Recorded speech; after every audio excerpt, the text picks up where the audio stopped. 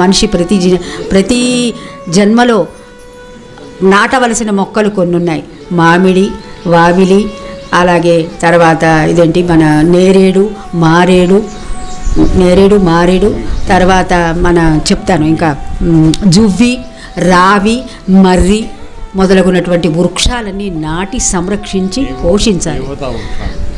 దానినే వానప్రస్థం అంటారు. అంటే వనాలని సంరక్షిస్తూ వనాలలో ఉంటూ వనాలని అభివృద్ధి చెయ్యాలి.